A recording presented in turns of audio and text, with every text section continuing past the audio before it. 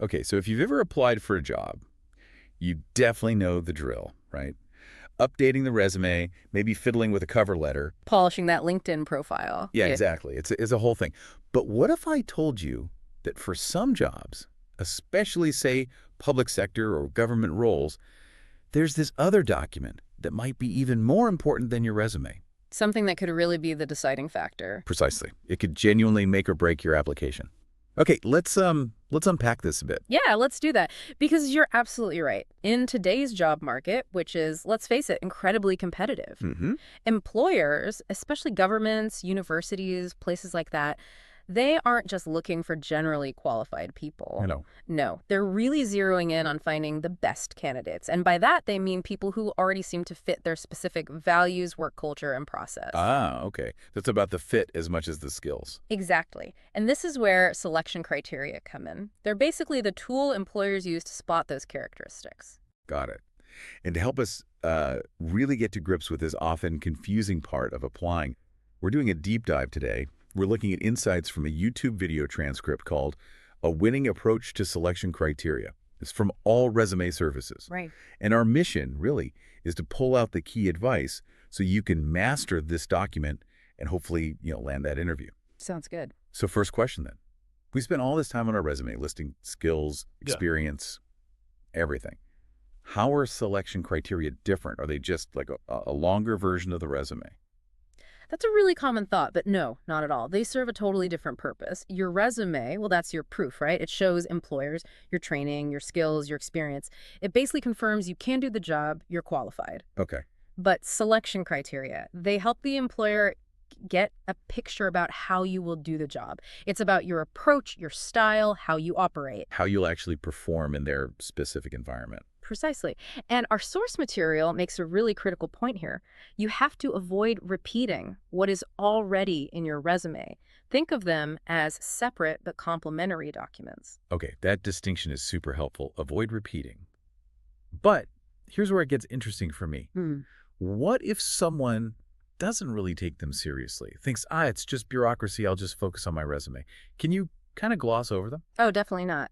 Our source is really emphatic about this. It says that a lot of thought and energy goes into crafting each criterion statement. Right. Which means you absolutely must address each of them individually. No skipping, no bundling answers. And if you do? Well, the consequence is pretty stark, honestly. Your application will not be considered if you skip any or try to address multiple criteria with a single answer. Wow.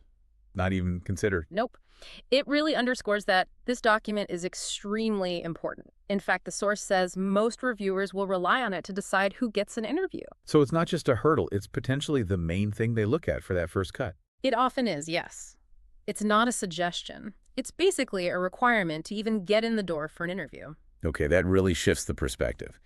So, assuming we now understand just how crucial these are, how do we actually answer them well? You hear that phrase, show, don't tell, all the time in writing advice. Does that apply here? It absolutely does. In fact, that's the core advice, show, don't tell. You might be tempted to write about your passion, commitment, or previous experience in general terms. Yeah, like I'm a highly committed team player. Exactly. And while those statements might have a place, the source warns you, do not let them become the sole focus of your response. Why? Because your resume already listed your qualifications. Right, already covered that. So for the criteria, the reviewer needs to actually be able to see you doing the job. They need concrete evidence, not just claims about your personality. Okay, see you doing the job. So how do we actually show that? How do you paint that picture? The best way, according to the source, is with specific examples drawn directly from your own experience. Real stories. Real stories, yes. And these examples need to do two things.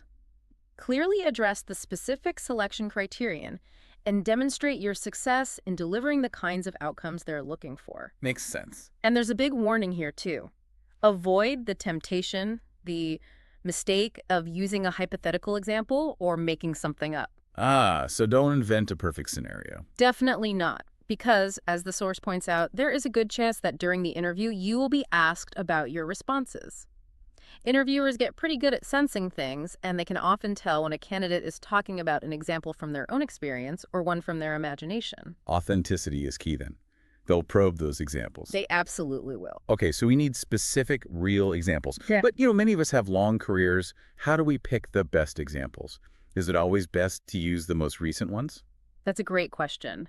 The source offers some good guidance. It says, as a general rule, examples from your most recent employment history are best because they show your current level of expertise.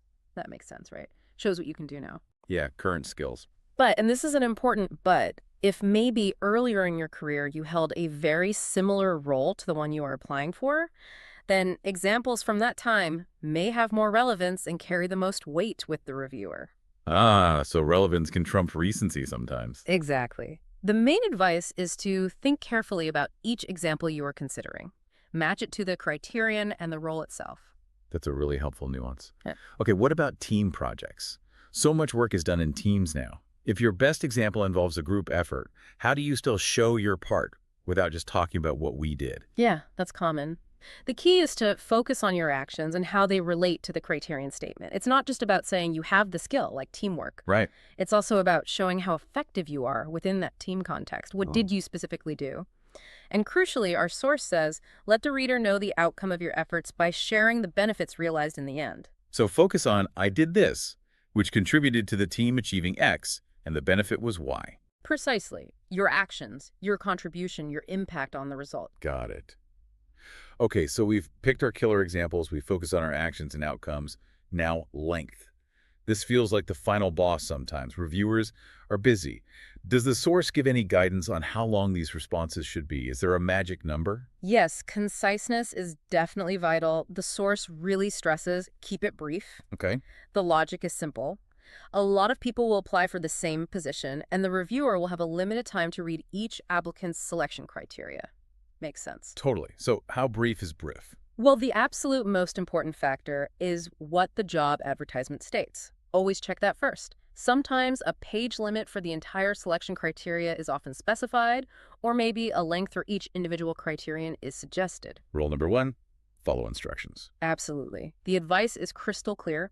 Be sure not to exceed these recommendations. Don't give them a reason to toss your application just for being too long. Okay, makes perfect sense. But Yeah. what if the ad doesn't specify a length? That happens a lot, right? What's a good rule of thumb then? Yeah, very common scenario. In that case, the source's default advice is pretty straightforward.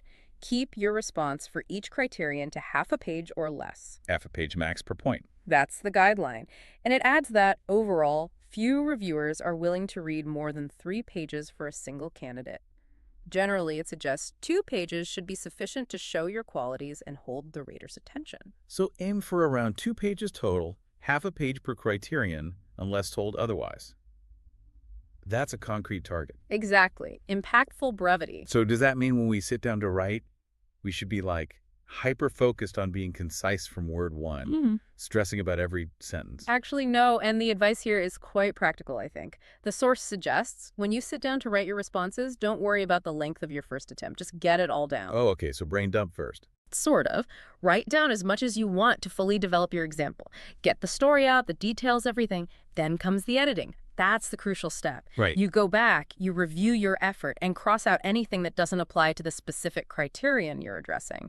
Be ruthless. Not that fluff. Exactly. Yeah.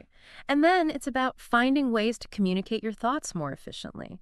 Ask yourself, don't use 50 words to share an idea when 15 will do the job. It's a process. Yeah. Draft fully, then refine, refine, refine. Get it all out, then carve it down to the essentials. I like that approach. Less pressure initially.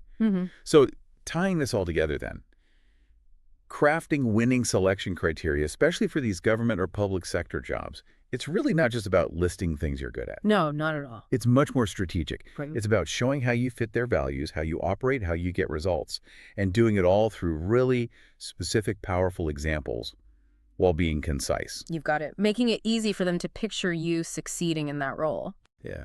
And, thinking about this whole approach, the show don't tell.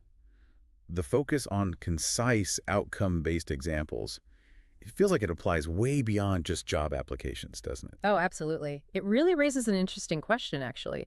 How could applying these principles transform, well, pretty much any time you need to communicate your value or impact? Right, like in a presentation or a project proposal, or even just talking about your work in a performance review.